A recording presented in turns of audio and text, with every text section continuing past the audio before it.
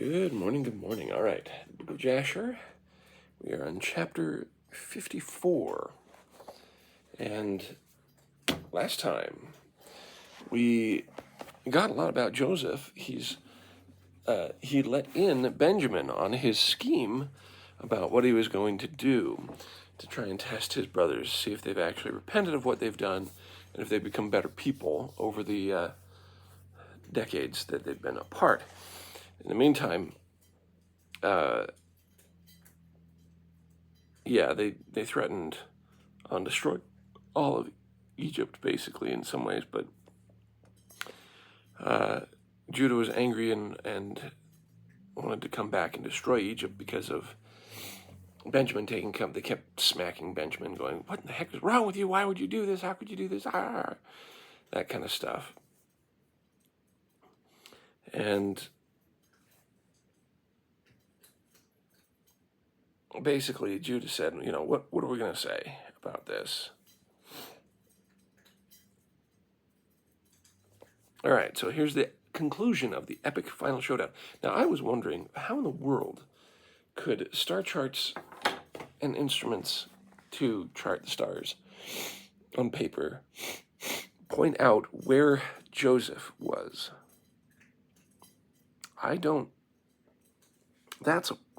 It's not astrology. But that's what it would have been called, because you're trying to divine information from the stars. But it's not like modern astrology, not at all. So I'm trying to figure out how in the world would they come up with that. Of course, as I say, this is an apocryphal book, so it could just be part of the story. And it could just be that. It could be an additional story. Because we don't know if Genesis had more that got ripped out, or if this is just an addition to what's in Genesis. So I'll just have to shrug my shoulders and move on. All right. When Judah saw the dealings of Joseph with them, Judah approached him and broke open the door and came with his brethren before Joseph. And Judah said unto Joseph,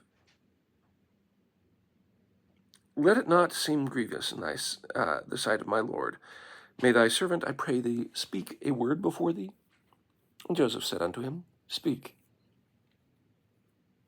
And Judah spoke before Joseph, and his brethren were there standing before them. And Judah said unto Joseph, "Surely, when we have come to our lord to buy food, thou didst consider us as spies in the land, and we brought Benjamin before thee, and thou makest sport of us this day. Now therefore let the king hear my words, and send, I pray thee, our brother, that he may go along with us to our father, lest thy soul perish this day with all the souls of the inhabitants of Egypt." Okay, so they're threatening again.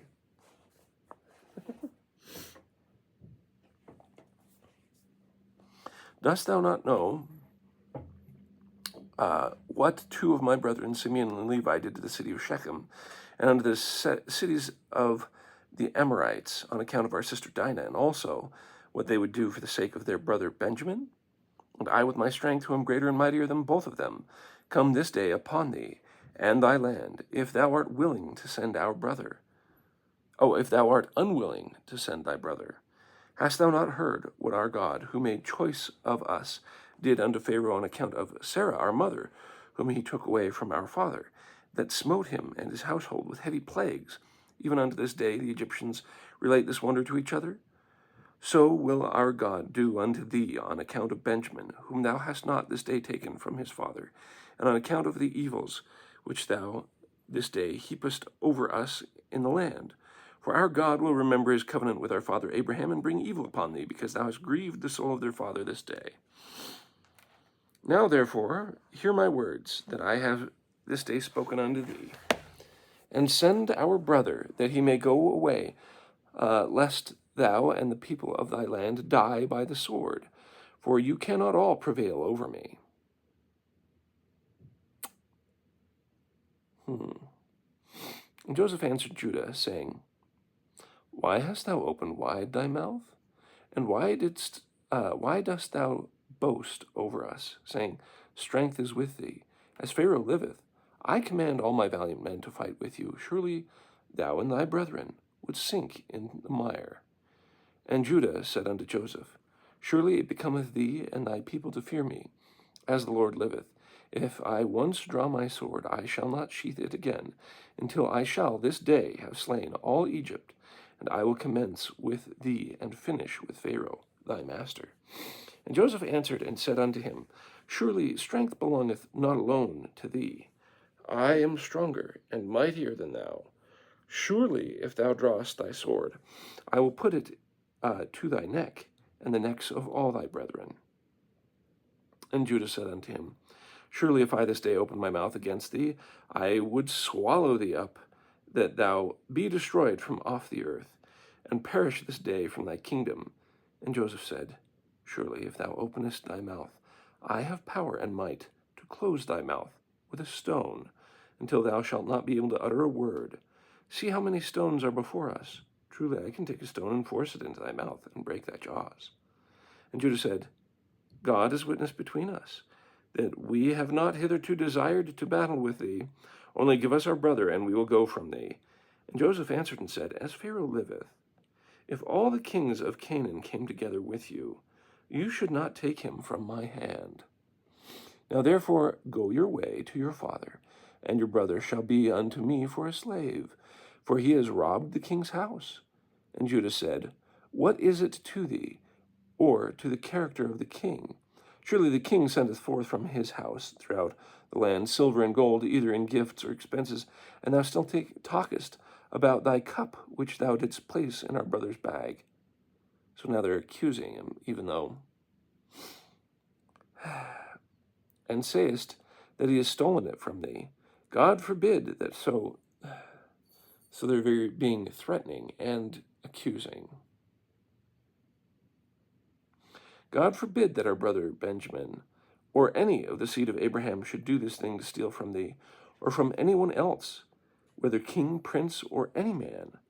Now therefore cease this accusation, lest the whole earth hear thy words, saying, For a little silver the king of Egypt wrangled with men, and he accused them, and took their brother for a slave. And Joseph answered and said, Take unto you this cup, and go from me, and leave your brother for a slave. For it is the judgment of a thief to be a slave. And Judah said, Why art thou not ashamed of thy words, to leave our brother, and to take thy cup? Surely if thou gavest us thy cup, or 1,000 times as much, we will not leave our brother. For the silver which is found in the hand of any man, that we will not die over him. And Joseph answered, And why did you forsake your brother, and sell him for 20 pieces of silver this day? And why will you not do the same to your brother? There's a footnote here. It may seem strange that they were not surprised at hearing the declaration from Joseph how he should become acquainted with what is only known to themselves.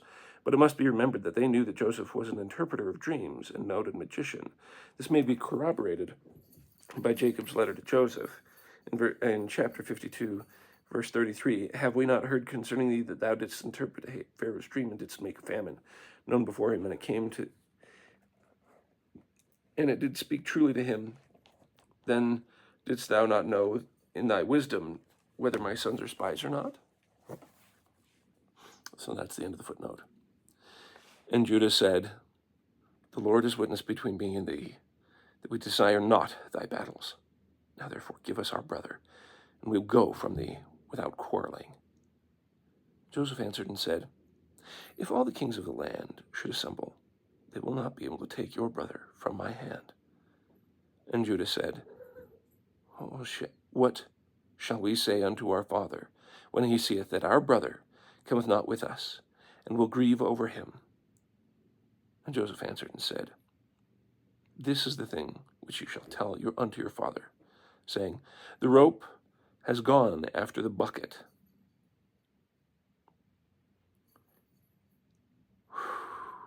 He's talking about wells.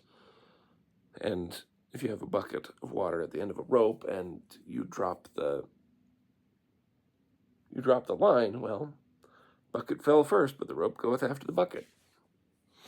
And Judah said, Surely thou art a king, And why speakest thou these things, giving a false judgment? Woe unto the king who is like unto thee! Joseph answered and said, There is no false judgment in the words that I spoke on account of your brother Joseph. For all of you sold him to the Midianites for 20 pieces of silver. And you all denied it to your father, and said unto him, An evil beast has devoured him. Joseph has been torn to pieces. And Judah said, Behold, the fire of Shem burneth in my heart. Now I will burn all your land with fire. And Joseph answered and said, Surely thy sister-in-law Tamar, who killed your sons, extinguished the fire of Shechem.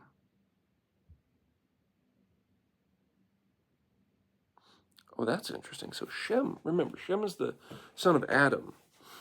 What is this, the fire of Shem?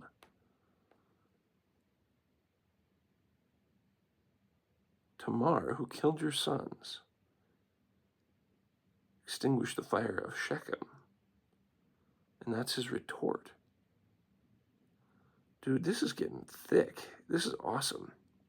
And Judah said, If I pluck out a single hair from my flesh, I will fill all Egypt with its blood.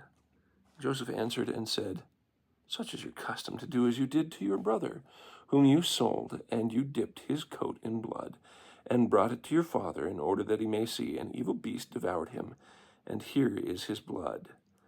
When Judah heard this thing, he was exceedingly wroth, and his anger burned within him. And there was before him in that place a stone, the weight of which was about 400 shekels. And Judah's anger was kindled, and he took the stone in one hand and cast it to the heavens, and caught it with his left hand. And he placed it afterwards under his legs, and sat upon it with all his strength. And the stone was turned to dust from the force of Judah.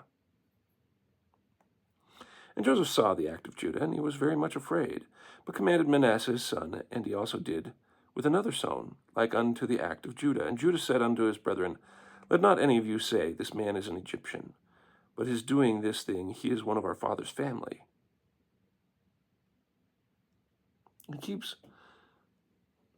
So he's practically telling them, okay, they're very thick, and he's like, see, don't call him an Egyptian. He's one of my father's family. And Joseph said, Not to you only is strength given, for we are also powerful men. Why will you boast over us all? And Judah said unto Joseph, Send, I pray thee, our brother, and ruin not thy country this day. Again, still threatening, still obstinate. And Joseph answered and said unto them, Go and tell your father, An evil beast hath devoured him, as you said concerning your brother Joseph. And Judah spoke to his brother Naphtali, and he said unto him, Make haste, go now, and number all the streets of Egypt, and come and tell me. And Simeon said unto him, Let not this thing be a trouble unto thee. Now I will go to the mount, and take up one large stone from the mount, and level at every one in Egypt, and kill all that are in it. Again, they are threatening and obstinate. And Joseph heard all the words that his brethren spoke before him, and they did not know that Joseph understood them, for they imagined that he knew not to speak Hebrew. And Joseph was greatly afraid at the words of his brethren, lest they should destroy Egypt. And he commanded his son Manasseh, saying, Go now, make haste, and gather unto me all the inhabitants of Egypt, and all the valiant men together, and let them come to me now upon horseback, and on foot with all sorts of musical instruments. And Manasseh went and did so. And Naphtali went as Judah had commanded him. For Naphtali was light-footed as one of the swift stags, and he would go upon the ears of corn, and they would not break under him. And he went and numbered all the streets of Egypt, and found them to be 12. Just 12 streets? And found them, and he came hastily and told Judah. And Judah said unto his brethren, Hasten you, and put on every man his sword upon his loins, and we will come over Egypt and smite them all, and let not a remnant remain. And Judah said, Behold, I will destroy thee of the streets with my strength, and you shall destroy one street. And when Judah was speaking this thing, behold, the inhabitants of Egypt and all the mighty men came toward them with all sorts of musical instruments and with loud shouting. And the number was 500 cavalry and 10,000 infantry and 4,000 men who could fight without sword or spear, only their hands and strength. And all the mighty men came with great storming and shouting, and they surrounded the sons of Jacob and terrified them. And the ground quaked at the sound of their shouting. And when the sons of Jacob saw these troops, they were greatly afraid of their lives. And Joseph did so in order to terrify the sons of Jacob to become tranquilized. And Judah, seeing some of his brethren terrified, said unto them, Why are you afraid, whilst the grace of God is with us? And when Judah saw all the people of Egypt surrounding them at the command of Joseph, to terrify them, only Joseph commanded them, saying, Do not touch any of them. Then Judah hastened and drew his sword and uttered a loud, bitter scream, and he smote his sword, and he sprang upon the ground, and he still continued to shout against all the people. And when he did this thing, the Lord caused the terror of Judah and his brethren to fall upon the valiant men and all the people that surrounded them. And they all fled at the sound of the shouting, and they were terrified, and one fell upon the other, and many of them died as they fell.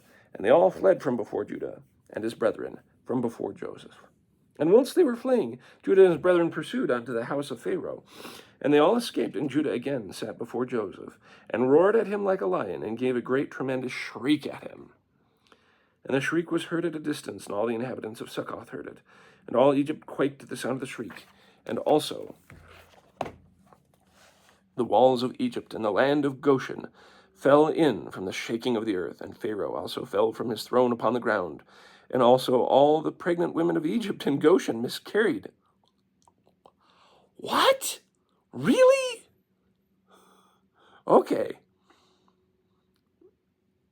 The pregnant women of Egypt and Goshen miscarried when they heard the noise of shaking, for they were terribly afraid. All right, what are we back at? Dragon Ball Z? I mean, like, I get certain aspects, but at least it's consistent. But we're back at Dragon Ball Z and not Kung Fu Panda, Crouching Tiger, Hidden Dragon, and Bollywood. This time it sounds a lot more like Dragon Ball Z at this point. I just really, okay. This is really about boasting. I mean, if I take any of this seriously, it's horrific. If all this is about one guy saying, well, this guy's stronger than that guy, and he's trying to show off his power, then it makes sense. It's juvenile 12-year-old boasting is what this is. And then it's not as horrific. Then it becomes just funny. And Pharaoh sent word saying, What is this thing that has happened this day? What is this thing that has this day happened in the land of Egypt? And they came and told him all the things from beginning to end. And Pharaoh was alarmed, and he wondered and was greatly afraid. And his fright increased when he heard all the things. And he sent unto Joseph, saying, Thou hast brought unto me Hebrews to destroy all Egypt. What wilt thou do with that thievish slave? Send him away, and let him go with his brethren, and let us not perish through all their evil, even we, you, and all Egypt. Don't worry, Pharaoh, I got this. And if thou desirest not to if thou desirest not to do this thing, cast off from thee all my valuable things, and go with them to their land, if thou delightest in it. For they will this day destroy my whole country, and slay all my people. Even all the women of Egypt have miscarried through their screams. And see what they have done merely by their shouting and speaking. Moreover, if they fight with the sword, they will destroy the land.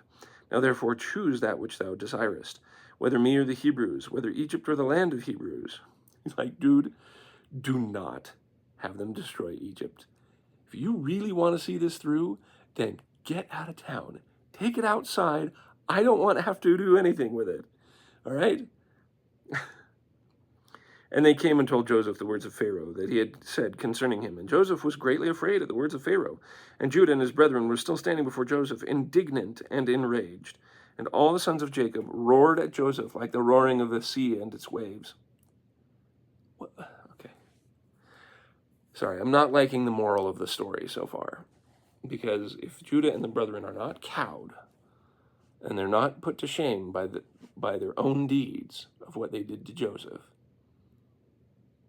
then what is the moral of this story?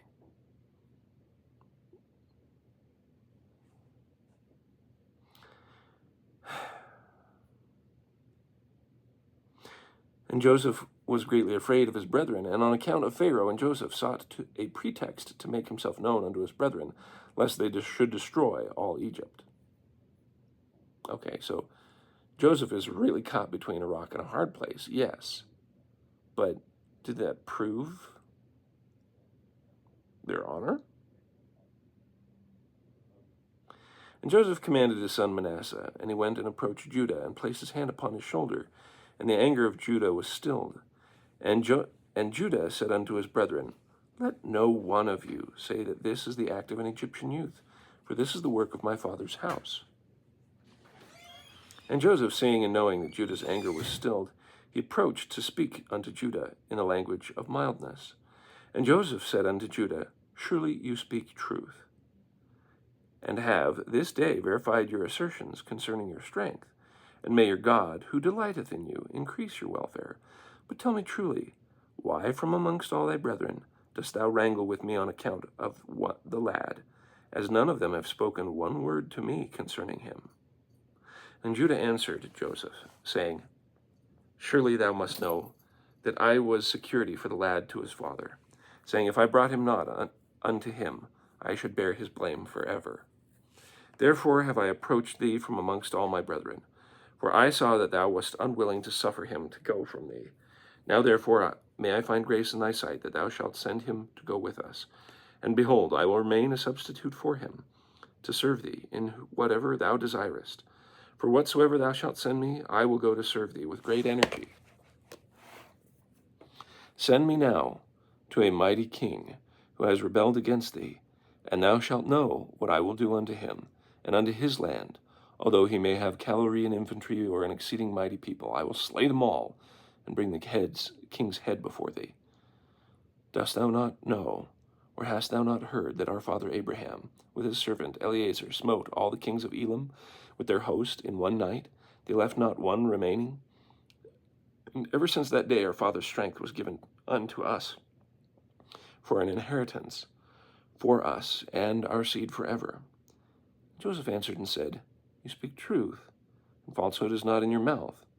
For it was also told unto us that the Hebrews have power, and that the Lord their God delighteth much in them. And who then can stand before them? However, on this condition will I send your brother. If you will bring before me his brother, the son of his mother, of whom you said is that he had gone from you down to Egypt. And it shall come to pass, when you bring unto me his brother, I will take him in his stead, because not one of you was security for him to your father. And when he shall come unto me, I will send then you with his brother, for whom you have been security. And Judah's anger was kindled against Joseph when he spoke this thing, and his eyes dropped blood with anger. Wow. Hello, kitty dear. No, you want to stay on the table. All right. Dang it. She's like, You dare take me off the table? Time to turn you upside down. Sorry about that. Little Missy, I'm reading a great story about Judah being so pissed off that blood is coming from his eyes. I don't think this is healthy for him. And him being so angry he could shout and miscarriage babies in the land. I mean, just really? Really?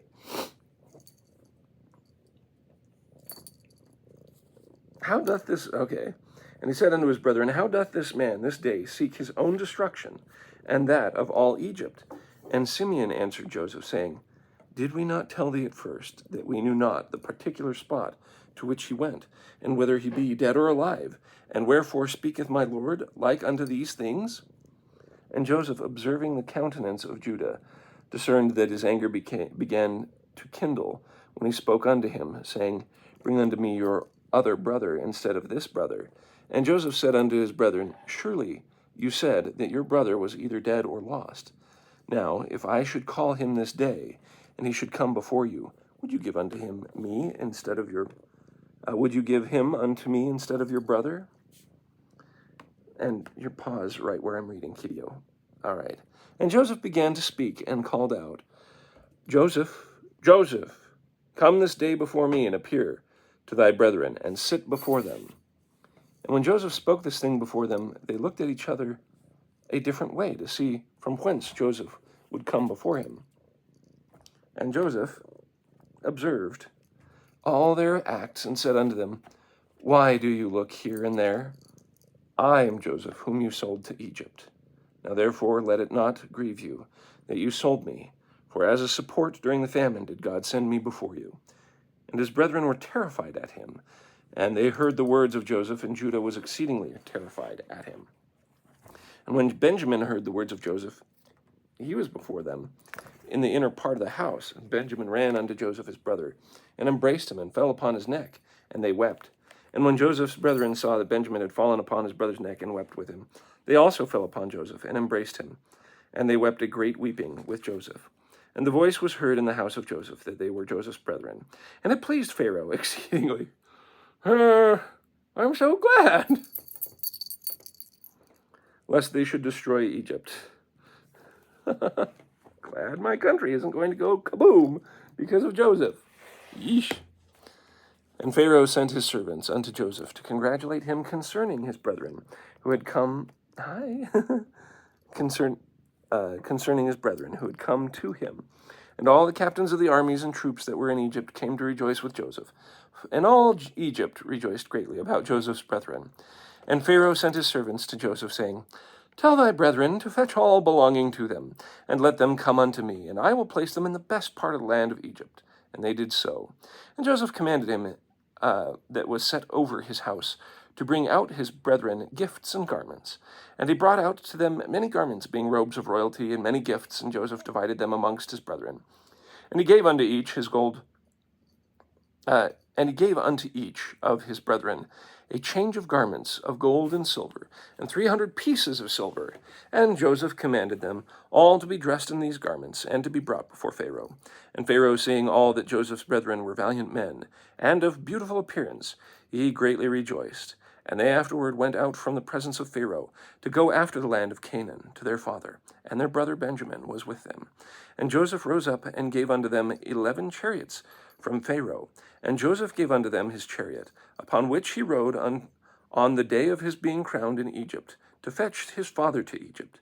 And Joseph sent to all his brothers children garments according to their numbers, and 100 pieces of silver to each of them. And he also sent garments to the wives of his brethren, from the garments of the king's wives, and he sent them. And he gave unto each of his brethren 10 men to go with them to the land of Canaan, and to serve them, and to serve all their children, and all belonging to them in coming to Egypt.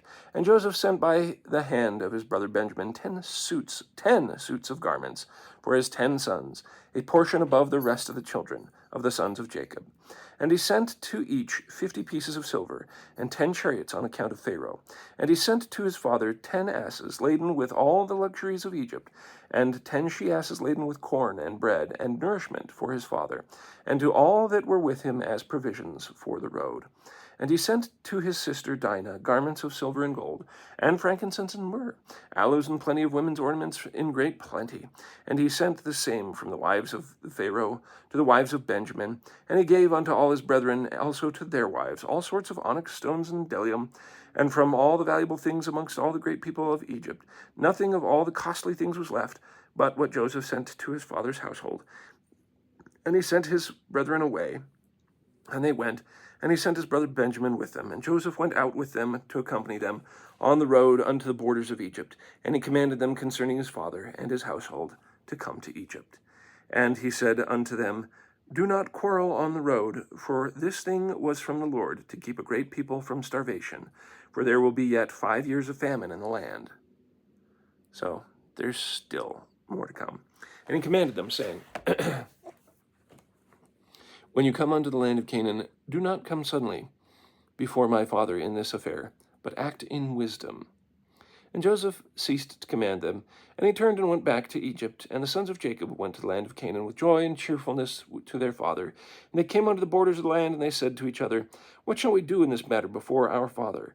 For if we come suddenly to him and tell him the matter, he will be greatly alarmed at our words and not believe us. I don't know, the huge amounts of treasure and slaves, or not slaves, but the treasures and servants and everything like that. I don't know. It's pretty good proof. So they went along until they came nigh unto their houses, and they found Sherek, the daughter of Asher, going forth to meet them. And the damsel was very good and subtle, and knew how to play upon the harp. And they called unto her, and she came before them, and she kissed them. And they took her and gave unto her a harp, saying, Go now before our father, and sit before him, and strike upon the harp, and speak these words. So, like, you got to break it to him. And they commanded her to go to their house, and she took the harp and hastened before them. And she came and sat near Jacob. And she played well, and sang, and uttered this in the sweetness of her words, Joseph my uncle is living, and he ruleth throughout the land of Egypt, and is not dead. And she continued to repeat and utter these words. And Jacob heard her words, and they were agreeable to him.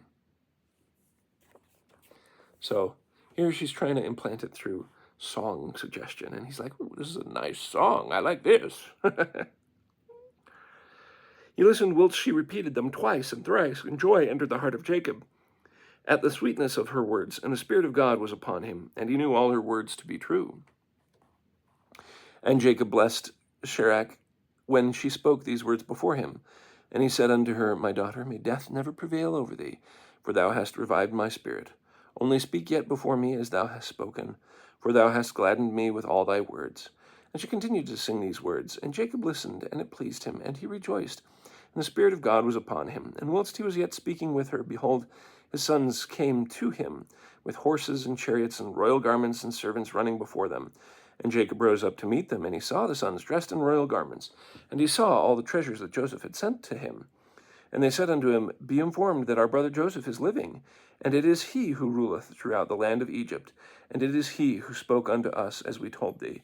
And Jacob heard all the words of his sons, and his heart palpitated at their words, for he could not believe them until he saw all that Joseph had given them, and he had sent them, and all the signs which Joseph had spoken unto them. And they opened out before him, and they showed him all that Joseph had sent, and they gave unto each what Joseph had sent him. And he knew that they had spoken the truth, and he rejoiced exceedingly an account of his son. And Jacob said, It is enough for me that my son Joseph is still living. I will go and see him before I die. And his sons told him all that had befallen them. And Jacob said, I will go down to Egypt to see my son and his offspring.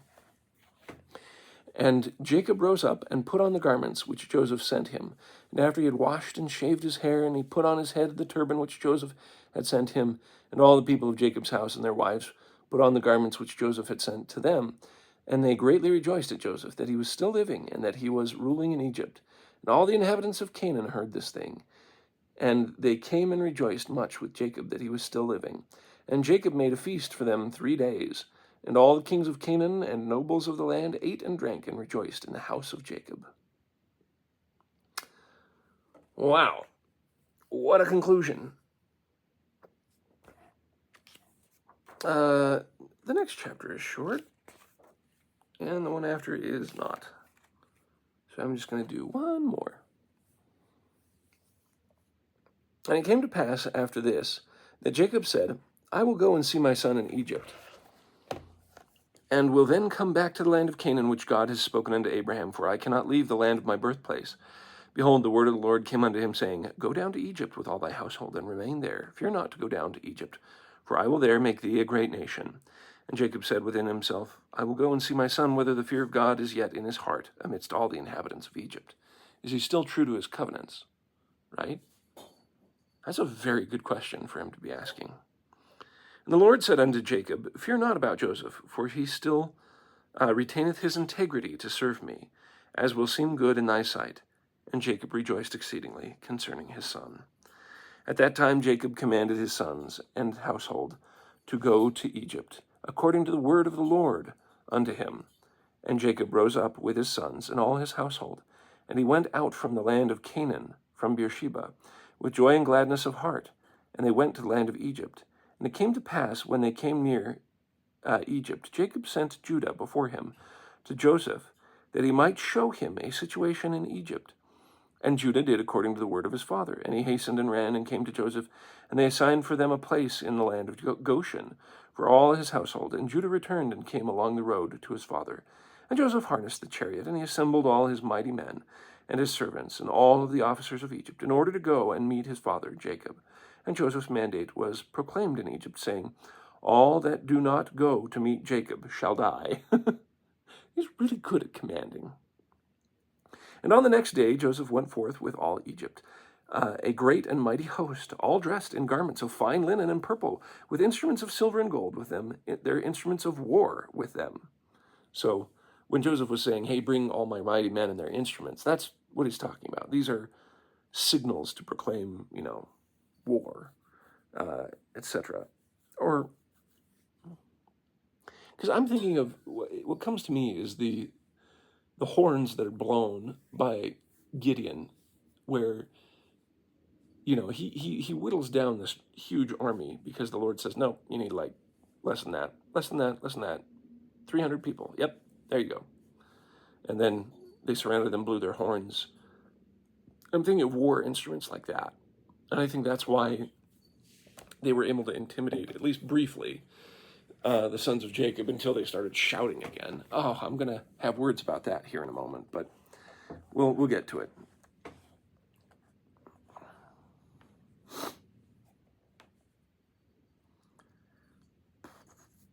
And Joseph harnessed the chariot, and he assembled his mighty men and his servants and all the officers of Egypt in order to go and meet his father Jacob. And Joseph's mandate was proclaimed in Egypt, saying, all that don't go will die. Next day, Egypt went forth, and a great mighty host, all dressed in garments of fine linen and purple, and with instruments of silver and gold, with their instruments of war with them. And they all went to meet Jacob with all sorts of musical instruments, with drums and timbrels and strewing myrrh and aloes along the road. And they all went after this fashion. And the earth shook at their shouting, and the women of Egypt went upon the roofs, and the Egypt was upon the walls to meet Jacob, and upon the head of Joseph was Pharaoh's regal crown. For Pharaoh had sent it unto him to put it on at the time of his going to meet his father. And when Joseph came within 50 cubits of his father, he alighted from the chariot, and he walked toward his father. And when all the officers of Egypt and her nobles saw that Joseph had gone on foot towards his father, they also alighted and walked on foot toward Jacob. And when Jacob approached the camp of Joseph, Jacob observed the camp that was coming toward him with Joseph, and it gratified him. And Jacob was astonished at it. And Jacob said unto Judah, who is that man who I see in the camp of Egypt, dressed in kingly robes, with a very red garment upon him, and a royal crown upon his head, who has alighted from his chariot, and is coming toward us? And Judah answered his father, saying, he is thy son Joseph, the king. And Jacob rejoiced in seeing the glory of his son. And Joseph came nigh unto his father, and he bowed unto his father, and all the men of the camp bowed to the ground before Jacob. And behold, Jacob ran and hastened to his son Joseph, and fell upon his neck and kissed him, and they wept. And Joseph also embraced his father and kissed him, and they wept, and all the people of Egypt wept with them. And Jacob said unto Joseph, now I will die cheerfully after I have seen thy face, that thou art still living with thy glory. And the sons of Jacob and their wives and their children and their servants, and all the household of Jacob wept exceedingly with Joseph, and they kissed him and wept greatly with him. And Joseph and all his people returned afterward home to Egypt. And Jacob and his sons and all the children of his household came with Joseph to Egypt. And Joseph placed them in the best part of Egypt, in the land of Goshen. And Joseph said unto his father and unto his brethren, I will go up and tell Pharaoh, saying, my brethren and my father's household, and all belonging to them have come unto me. And behold, they are in the land of Goshen. And Joseph did so, and took from his brethren Reuben, Issachar, Zebulun, and his brother Benjamin, and he placed them before Pharaoh. And Joseph spoke unto Pharaoh, saying, my brethren and my father's household, and all are belonging to them, together with their flocks and cattle, have come unto me from the land of Canaan, to sojourn in Egypt, for the famine was sore upon them. And Pharaoh said unto Joseph, place thy father and thy brethren in the best part of the land, withhold not from them all that is good, and cause them to eat of the fat of the land. And Joseph answered, saying, behold, I have stationed them in the land of Goshen, for they are shepherds. Therefore let them remain in Goshen, to feed their flocks, apart from the Egyptians. And Pharaoh said unto Joseph, do with thy brethren all that they shall say unto thee. And the sons of Jacob bowed down to Pharaoh, and they went forth from him in peace. And Joseph afterwards brought his father before Pharaoh. And Jacob came and bowed down to Pharaoh, and Jacob blessed Pharaoh. And he then went out, and Jacob and all his sons and all his household dwelt in the land of Goshen. In the second year, that is the 130th year of the life of Jacob, Joseph maintained his father and his brethren and all his father's household with bread according to their little ones, and all the days of famine they lacked nothing. And Joseph gave unto them the best part of the whole land, and the best of Egypt had they all the days of Joseph. And Joseph also gave unto them, and unto the whole of his father's household, clothes and garments, year by year. And the sons of Jacob remained securely in Egypt all the days of their brother. And Jacob always ate at Joseph's table, and Jacob and his sons did not leave Joseph's table day or night, beside what Jacob's children consumed in their houses. And all Egypt ate bread during the days of the famine from the house of Joseph, for all the Egyptians sold all belonging to them on account of the famine. And Joseph purchased all the lands and fields of Egypt for bread on the account of Pharaoh, and Joseph supplied all Egypt with bread all the days of the famine. And Joseph collected all the silver and gold that came unto him from the corn, which they brought throughout the land. And he accumulated much gold and silver, besides an immense quantity of onyx stones, bdellium, and valuable garments, which they brought unto Joseph from every part of the land, when their money was spent. And Joseph took all the silver and gold that came into his hand, about 72 talents of gold and silver, and also onyx stones and bdellium in great abundance. And Joseph went and concealed them in 4 parts. And he concealed one part in the wilderness near the Red Sea, and one part in the river Perath, and the 3rd and 4th parts he concealed in the desert opposite the wilderness of Persia and Media. I have never heard this before. So he has stored the treasures. This is fascinating. So that's okay. I have no idea how big a talent of gold or silver is, but I'm sure it's quite a bit. So part is near the Red Sea, part is near the river Perath. 3rd and 4th are in the desert opposite to the wilderness of Persia and Media. And he took part of the gold and silver that was left, and gave it unto all his brothers, and unto all his father's household, and unto the women of his father's household, and the rest he brought to the house of Pharaoh, about 20 talents of gold and silver. And Joseph gave all the gold and silver that was left unto Pharaoh, and Pharaoh placed it in the treasury. And the days of famine ceased after that in the land, and they sowed and reaped in the whole land, and they obtained their usual quantity year by year. They lacked nothing. And Joseph dwelt securely in Egypt, and the whole land was under his advice, and his father and all his brethren dwelt in the land of Goshen, and took possession of it. And Joseph was very aged, and advanced in days, and his 2 sons Ephraim and Manasseh remained constantly in the house of Jacob, together with their children, the sons of Jacob and their brethren, to learn the ways of the Lord and his law. And Jacob and his sons dwelt in the land of Egypt, in the land of Goshen. And they took possession of it, and they were fruitful and multiplied in it. All right. What a great end to that story. All right, I have an axe to grind. And the axe I have to grind is the moral of the story. The story of the moral. Sorry, I'm photographing these passages because I never thought about. I've never heard of the treasure of Joseph before, and I'm wondering where it's placed and what it meant and all that. It's fascinating to me. All right. My axe to grind is, all right, what's the moral of the story? Because basically the brothers were obstinate. The brothers never addressed the accusations of Joseph about what they did to him. Like, never once did they sit there and say, yeah, we were stupid, and we are very, very sorry. They were just extremely defiant and angry. Angry to the point of blood coming out his eyes, right? And it was the fact that Manasseh was able to calm him down and, basically do the same things as Judah. And Judah's like, well, I'm the one who's security for Benjamin. So it's like, is he saving his own hide? Is he saving his children's hide?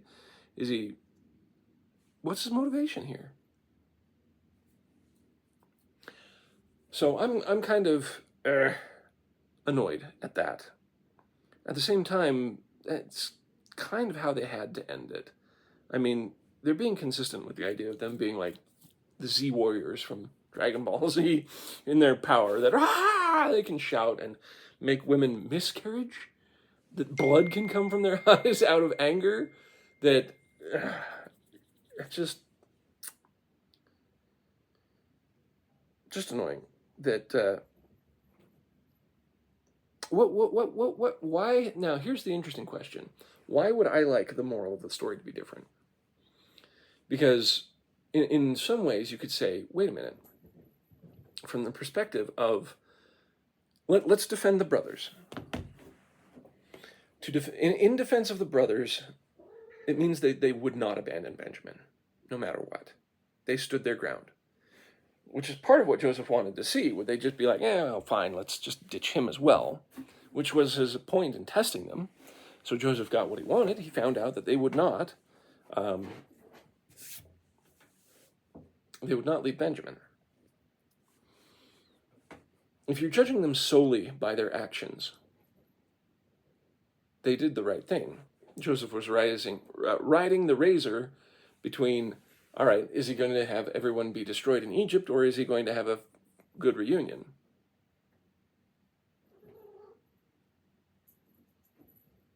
And so Joseph had to take things down a notch. Instead of being accusing of saying, he's a brother, he's a thief, he's going to be a slave, and, why didn't you do this with Joseph? Why didn't you do this? And then he finally reveals it to them in a forced way.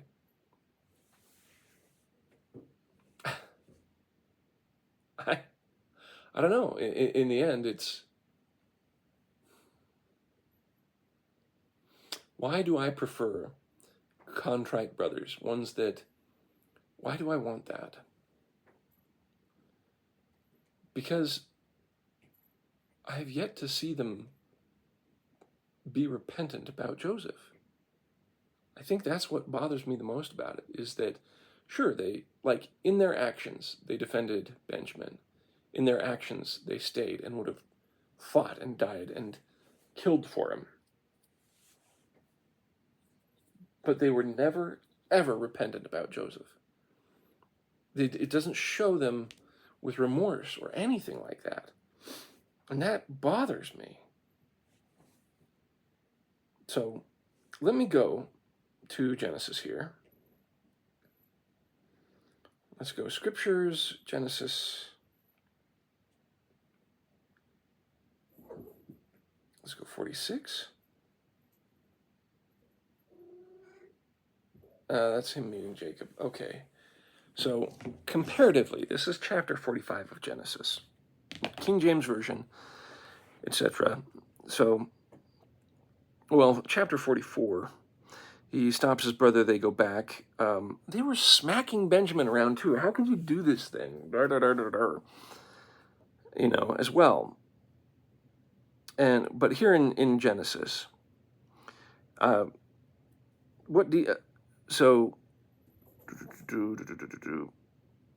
they rent their clothes, they laden every man his ass, and return to the city. So they're extremely sad. They're like, how could this happen? Why did you do this? They rent their clothes because they're worried about Benjamin, and they're worried. In this, they're regular guys. They're not these titans of men and paragon of physicality and death and destruction.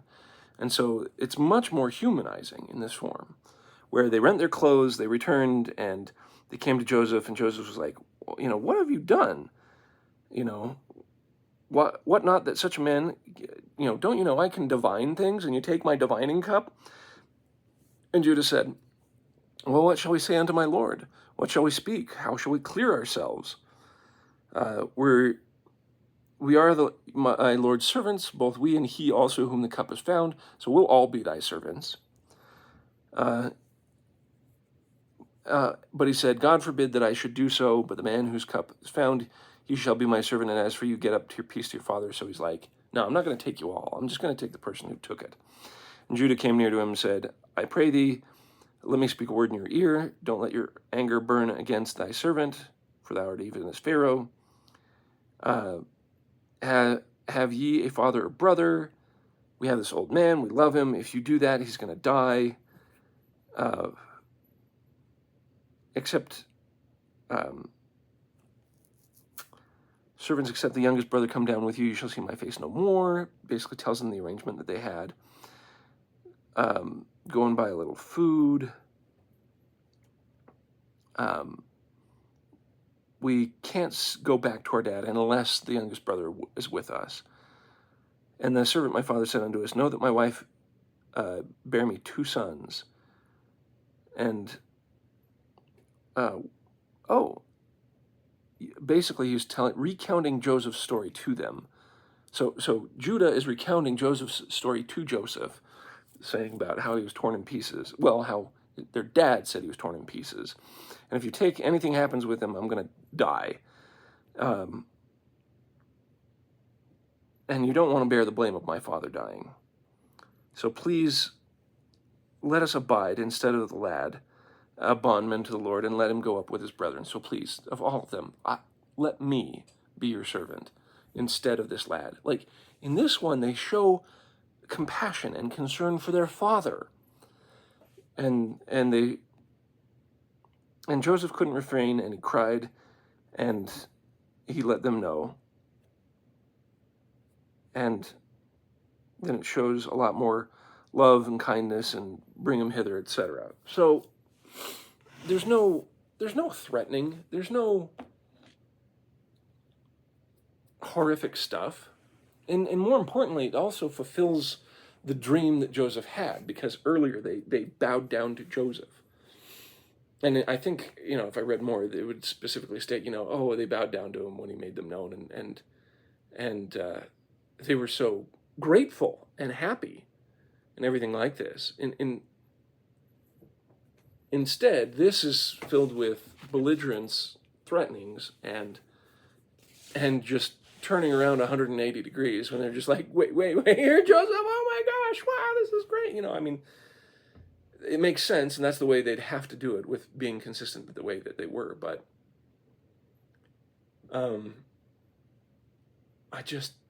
wow. I think I really like the regular King James Version Genesis better because of the humanity that's in it.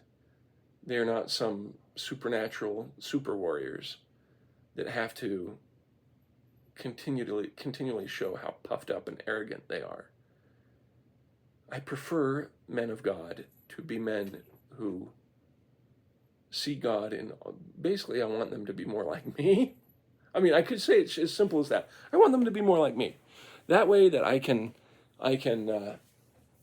rejoice in the knowledge that God works with regular people like myself. Whereas if you have these divine warriors that can smash entire cities with a rock, that each one man can go down a street in Egypt and wipe them all out. It's along the lines of, cool story, bro. Cool story. It's not very relatable in any way. And this is why when I look at the story of Joseph turning away from Zilekah, Potiphar's wife, Zilekah, I mean, that's inspiring. Because sure, I can tell that it's engrossed, because here you have these citrines, these knobby lemons. They look at Joseph, and all the other ladies are like, oh my gosh, and they cut their hands, and they've got the lemon juice going in it, and they don't notice, because Joseph is so beautiful, kind of thing. It's astounding how great they are at embellishing in the story. And yet at the same time, how Joseph turns her away by citing God and by continually turning to God is inspiring. So I don't mind certain types of embellishment, but I do mind the type of thing it's teaching, right? Because if you follow anything about Jordan Peterson, one of the things that he was great to establish in his discourse among the internet was the idea that just because stories are fictional doesn't mean they're not true, meaning that they can distill specific and important information, even if they're outlandishly wild. And so when we learn about the Three Little Pigs, or we learn about Little Red Riding Hood, there's more behind the story that, depending on how it is interpreted, meaning your taking of the story and applying it to your own life, it will have a different effect on you. This is why after listening to a bunch of other discussions online about different gospel topics, when the Bible is true as far as it is translated correctly, it's not talking about the word for word words that scholars figure out on the page. It's talking about your interpretation of it. As long as you interpret the Bible correctly, as long as you interpret these stories correctly, And this is why, in this case, I think it's really cool, these stories about the Book of Jasher, but at the same time, I prefer the Genesis one because it shows the humanity of it. It shows the contriteness of the brothers, them understanding their position. They're starving, and they need help. And they're not just some force to be reckoned with who will destroy all of Egypt, but instead people who are like, I made promises, and I don't want my dad to die. That sounds a lot more reasonable to me. Also, what I found interesting is during this year when I was reading in Genesis, reread chapter, basically when the brothers are coming to visit. So 42, 43, 44. Read those chapters again. I noticed something that I didn't quite understand. It seems like Joseph was eating away from the servants, that even though he was like second in command of Egypt, to me, in my reading, it felt like Joseph was still a second-hand citizen because he was Hebrew. Despite his position, he was still looked down on. But that's just me reading certain context clues in those chapters. I don't have time to read it now, but it'd be interesting to go through and see if anyone else sees what I see. Because you notice that he eats away from his servants. As a kid, I always thought, well, he's so awesome and the servants are doing this thing. And it seems like he's, the servants are Egyptian and they should have their own thing. And he's Hebrew and he should have their own other thing. But I don't know. That's just something I read into it this time. I'm wondering if I'm crazy or not on that. What I do want is consideration for yourself. I mean, do you like the Book of Jasher's version? Or, now, of course, I poisoned the well with my discussion on it, because you can tell, for me, I prefer the regular Genesis account in the King James Version better than the Book of Jasher in their reunion. And the reasons why. I like the humbleness, the repentantness, the gratitude, the contriteness, their willingness to actually be better men. I think it shows a growth of character instead of just the unmoving stubbornness of a powerful man that comes from the Book of Jasher. But you have to have, I guess, different type of hero for a different time. It makes me wonder, for the people who penned those stories into the Book of Jasher, why did they want their heroes to be this way? So those are questions for you. Which is better, Book of Jasher or the regular Genesis account? Or, what would make it so that you would want heroes who are indomitable to be your heroes? And why would you need that? So, philosophical and psychological things to think about. Most importantly, let's keep our minds and hearts centered on God and the sacrifice of Jesus, so that we can have His Spirit to be with us, to guide us, so that we can hopefully preserve our families when they are in times of distress and famine, especially spiritual famine. May God be with you always. We'll see you.